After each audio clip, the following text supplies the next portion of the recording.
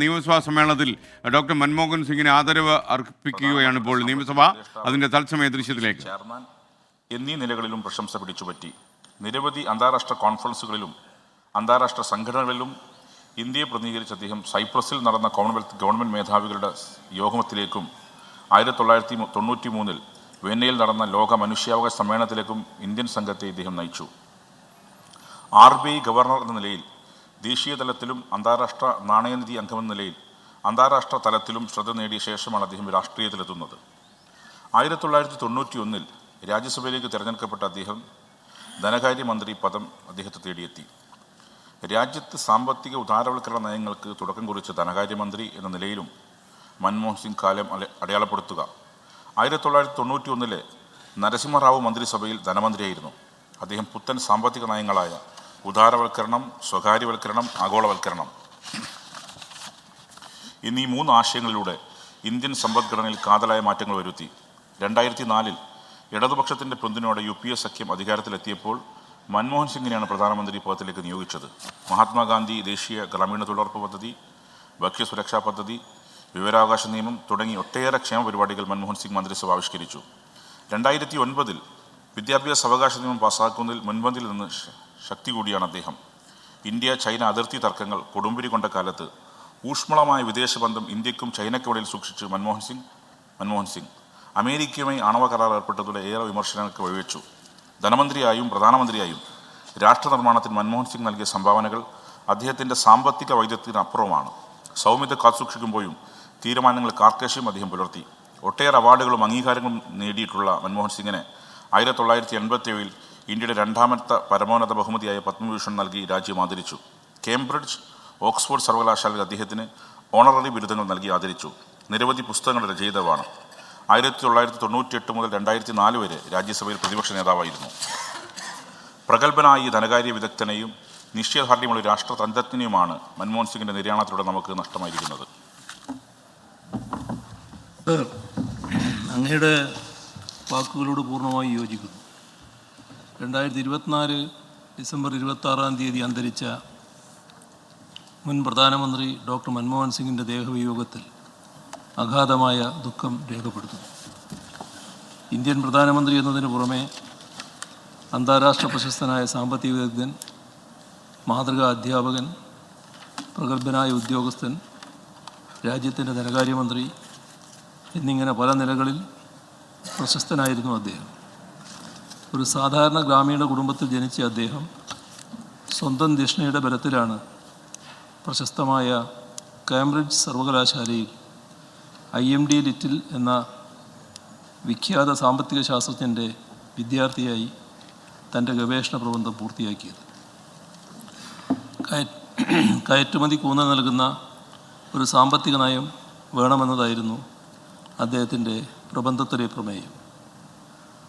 സ്വാതന്ത്ര്യം നേടിയ ശേഷം രാജ്യത്തിൻ്റെ ആദ്യത്തെ പ്രധാനമന്ത്രിയായിരുന്ന ജവഹർലാൽ നെഹ്റുവിൻ്റെ കീഴിൽ അടിസ്ഥാന ഘനവ്യവസായങ്ങളിൽ സ്വയം പര്യാപ്തത കൈവരിക്കാനുള്ള ഉദ്യമങ്ങൾക്കാണ് ഇന്ത്യയിലെ ആസൂത്രണ പ്രക്രിയ പ്രാമുഖ്യം നൽകിയത്. ഡോക്ടർ മൻമോഹൻ സിംഗിൻ്റെ സാമ്പത്തിക കാര്യങ്ങളിലെ അഭിപ്രായമാകട്ടെ, തൻ്റെ ഗവേഷണ പ്രബന്ധത്തിൽ എന്ന പോലെ തെക്ക് കിഴക്കൻ ഏഷ്യൻ രാജ്യങ്ങളെപ്പോലെ ഇന്ത്യയും കയറ്റുമതിയിൽ അധിഷ്ഠിതമായ സാമ്പത്തിക നയം സ്വീകരിക്കണമെന്നായിരുന്നു.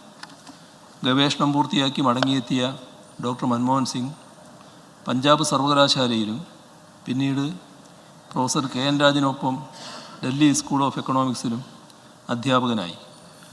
അക്കാദമിക മേഖലയിൽ നല്ല രീതിയിൽ ശോഭിക്കുമ്പോഴാണ് അദ്ദേഹം അന്താരാഷ്ട്ര സംഘടനകളിലും പിന്നീട് ഇന്ത്യൻ സർക്കാരിലും സാമ്പത്തിക നയരൂപീകരണ മേഖലയുമായി ബന്ധപ്പെട്ട ഉദ്യോഗങ്ങൾ സ്വീകരിച്ചത്. ഇന്ത്യയുടെ സാമ്പത്തിക നയരൂപീകരണത്തിൽ കാതലായ പങ്കുവഹിക്കുന്ന എല്ലാ പദവികളും വഹിച്ച മറ്റൊരു വ്യക്തി ഇല്ലെന്ന് തന്നെ പറയാം.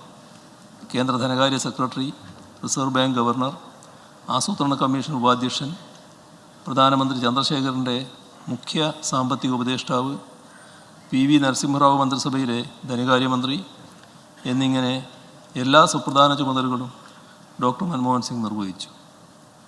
1980കളുടെ അവസാന ഘട്ടത്തിൽ ഡോക്ടർ മൻമോഹൻ സിംഗ് സൗത്ത് കമ്മീഷൻ്റെ സെക്രട്ടറി ജനറലായും സേവനമനുഷ്ഠിച്ചു. 1991 രാജ്യത്തിൻ്റെ ധനകാര്യമന്ത്രിയാകുന്നതിന് തൊട്ടു മുൻപ് കുറച്ചു കാലം doctor Manmohan Singh UGC chairman എന്ന ചുമതലയും വഹിച്ചിരുന്നു. രാജ്യത്തിൻ്റെ ധനമന്ത്രിയായി നിയോഗിക്കപ്പെട്ടതിനാൽ ഇന്ത്യൻ ഉന്നത വിദ്യാഭ്യാസ മേഖലയ്ക്ക് അദ്ദേഹത്തിൻ്റെ പ്രാവീണ്യം പ്രയോജനപ്പെടുത്താനുള്ള അവസരം നഷ്ടപ്പെട്ടു എന്ന് വേണമെങ്കിൽ പറയാം. 2004 പൊതുതെരഞ്ഞെടുപ്പിൽ നമ്മുടെ രാജ്യത്തെ വോട്ടർമാർ ഇന്ത്യ തിളങ്ങുന്നു എന്ന മുദ്രാവാക്യത്തിൽ ആകൃഷ്ടരാകാതെ അന്നത്തെ ഭരണകക്ഷിയെ അധികാരത്തിൽ നിന്ന് മാറ്റിയപ്പോൾ ഇടതുപക്ഷ പാർട്ടികളുടെ പിന്തുണയോടുകൂടി അധികാരത്തിൽ വന്ന ഒന്നാം UPA സർക്കാരിൻ്റെ നേതൃത്വം ഏറ്റെടുക്കാൻ നിയുക്തനായത് ഡോക്ടർ മൻമോഹൻ സിംഗ് ആയിരുന്നു. ഇടതുപക്ഷം മുന്നോട്ട് വെച്ച പൊതു മിനിമം പരിപാടിയുടെ അടിസ്ഥാനത്തിൽ ആ സർക്കാർ ദേശീയ ഗ്രാമീണ തൊഴിലുറപ്പ് പദ്ധതി, വിവരാവകാശ നിയമം തുടങ്ങി നിരവധി ശ്രദ്ധേയമായ കാൽവെപ്പുകൾ നടത്തുകയുണ്ടായി. ഡോക്ടർ മൻമോഹൻ സിംഗിൻ്റെയും അദ്ദേഹം നേതൃത്വം നൽകിയ UPA സർക്കാരിൻ്റെയും ചില നയങ്ങളിൽ ഞങ്ങൾക്ക് അഭിപ്രായ വ്യത്യാസമുണ്ടായിരുന്നു എന്നത് വസ്തുതയാണ്. എന്നിരിക്കലും ഭരണഘടനാ മൂല്യങ്ങളെയും ജനാധിപത്യ സംവിധാനത്തെയും സംരക്ഷിക്കുന്നതിന് അദ്ദേഹം എടുത്ത നിലപാടുകൾ പ്രശംസനീയമാണ്. മതനിരപേക്ഷ മൂല്യങ്ങളിൽ അടിയുറച്ച് വിശ്വസിച്ചിരുന്ന പ്രതിഭാശാലിയായ സാമ്പത്തിക ശാസ്ത്രജ്ഞൻ, സൗമ്യനും നിശ്ചയദാർഢ്യമുള്ളവനുമായ ദേശസ്നേഹി എന്നിങ്ങനെ പൊതുമണ്ഡലത്തിൽ ശോഭിച്ച അനിതര സാധാരണനായ ഒരു വ്യക്തിയാണ് ഡോക്ടർ മൻമോഹൻ സിംഗിൻ്റെ വിയോഗത്തോടെ നമുക്ക് നഷ്ടമായിരിക്കുന്നത്. ഡോക്ടർ മൻമോഹൻ സിംഗിൻ്റെ കുടുംബാംഗങ്ങളോടും അദ്ദേഹത്തെ സ്നേഹിക്കുന്നവരോടും ആദരിക്കുന്നവരോടും അനുശോചനം അറിയിച്ചുകൊണ്ട് ഉപസംഹരിക്കട്ടെ.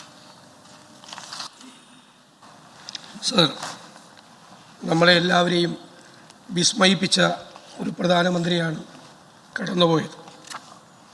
ലോകം മുഴുവൻ ആദരിച്ച ഒരു സാമ്പത്തിക ശാസ്ത്രജ്ഞനായിരുന്നു അദ്ദേഹം.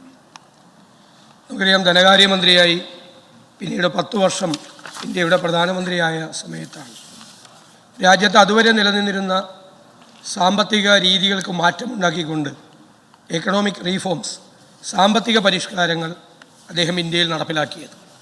കുറേ വിമർശനങ്ങളുണ്ടായി. കാരണം അതുവരെ സഞ്ചരിച്ചിരുന്ന പാതയിൽ നിന്നും വ്യത്യസ്തമായൊരു പാതയിലേക്കാണ് മാറിയത്. ലോകം മുഴുവൻ മാറിക്കൊണ്ടിരിക്കുകയായി. ഒരു ഗ്ലോബൽ വില്ലേജായി ലോകം മുഴുവൻ മാറുന്ന അവസരത്തിൽ ആ ലോക സാമ്പത്തിക ക്രമങ്ങളുടെ മാറ്റത്തിനനുസരിച്ചുള്ള ചില മാറ്റങ്ങൾ നമ്മുടെ പരിമിതികൾക്കുള്ളിൽ നിന്നുകൊണ്ട് ഉൾക്കൊള്ളേണ്ട ആവശ്യം നമുക്കന്നുണ്ടായിരുന്നു. എല്ലാ വെല്ലുവിളികളെയും നേരിട്ടുകൊണ്ടാണ് അദ്ദേഹം ആ സാമ്പത്തിക പരിഷ്കാരങ്ങൾ നമ്മുടെ രാജ്യത്ത് നടപ്പിലാക്കിയത്. സർ, ആ സാമ്പത്തിക പരിഷ്കാരങ്ങൾ നടപ്പിലാക്കിയപ്പോൾ നമ്മുടെ ഖജനാവ് നിറഞ്ഞു. നമ്മുടെ എക്സൈസ് ഡ്യൂട്ടി 150% വർദ്ധിച്ചു. നമ്മുടെ കസ്റ്റംസ് ഡ്യൂട്ടി വർദ്ധിച്ചു. നമ്മുടെ നികുതി വരുമാനം മൊത്തമായി വർദ്ധിച്ചു. രാജ്യത്ത് ധനമുണ്ടായി. രാജ്യത്ത് പുതിയ തൊഴിലവസരങ്ങൾ സൃഷ്ടിക്കപ്പെട്ടു, ഒരുപാട് അതുവരെ ഇല്ലാതിരുന്നത്. ഏറ്റവും പ്രധാനപ്പെട്ട ചോദ്യം, ഖജനാവ് നിറഞ്ഞപ്പോൾ ആ പണം എന്ത് ചെയ്തു എന്നതാണ് ഏറ്റവും പ്രധാനപ്പെട്ട ചോദ്യം. അവിടെയാണ് ഡോക്ടർ മൻമോഹൻ സിംഗ് സമ്പത്തിൻ്റെ നീതിപൂർവമായ പുനർവിതരണം എന്നുള്ള തത്വം അദ്ദേഹം മുൻകൈയെടുത്ത് നടപ്പാക്കിയത്. Redistribution of wealth, equitable redistribution of wealth. അതിൻ്റെ ഭാഗമായിട്ടാണ് 2004 ഇന്ത്യൻ നാഷണൽ നിയമസഭാ സമ്മേളനത്തിൽ VD സതീശൻ പ്രതിപക്ഷ നേതാവ് പ്രസംഗിക്കുന്നതിന്റെ തത്സമയ